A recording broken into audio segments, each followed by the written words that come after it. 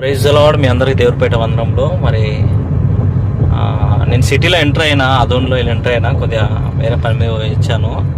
సువార్త ప్రకటించండి అంటే ఎవరికి శాత కాదు, ప్రకటించడానికి వెళ్ళరు బయటికి.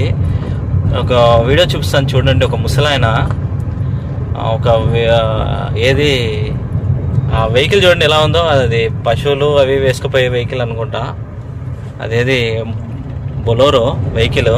ఆ పెద్ద ఆయన చూడు, ఆయన భారం చూడండి, దేవుని గురించి ఆయన భారం చూడండి. ఆ వీడియో చూపిస్తాను చూడండి. ఆయన సువార్త గురించి ఎక్కడో ఎవరో పోయి వచ్చినట్టున్నాడు, ఏం లేకుండా, ఒక బైక్ లేదు, స్కూటీ లేదు, ఏం లేదు, ఒక వెహికల్లో వెళ్తున్నాడు చూడండి. ఆ వెహికల్ చూపిస్తాను మీకు చూడండి.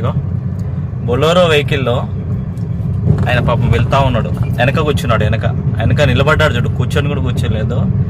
అంటే క్రీస్తు గురించి భారం అలా ఉండాలా చూడగా. బొలోరో వెహికల్లో ఆయనకు 60-70 ఏళ్ళు ఉంటాయి. పాపం ఎంత దూరంకి వెళ్ళి నిలబడి వస్తున్నాడు ఆయన. పెద్దాయనా,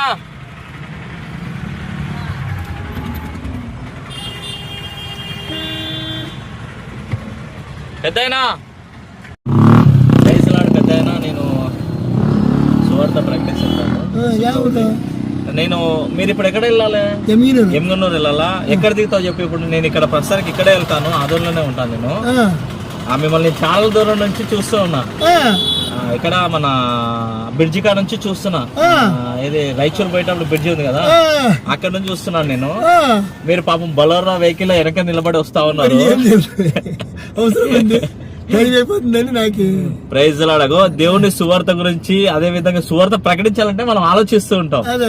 పెద్ద ఆయన పెళ్లి గురించి, అలాగే ఎవరో పిలిచిటారు, బొలోరో వెహికల్ వస్తున్నాడు చూడండి పెద్ద ఆయన.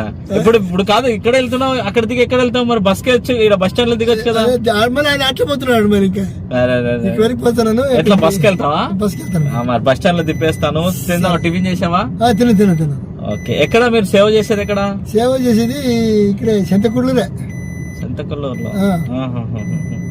పెద్ద ఆయన మంది నాది ఇక్కడ ఆదోనే. సరే సరే. నేను దేవుడిని సువార్త కూడా ప్రకటిస్తుంటాను. సరే, మంచిది. అది ప్రకటించాలి మనము. ప్రకటించకపోతే కొంతమంది ఉంటారు, టైం పాస్ చేసుకుంటూ ఉంటారు, వాళ్ళ వ్యాపారాలు వాళ్ళు చేసుకుంటూ ఉంటారు.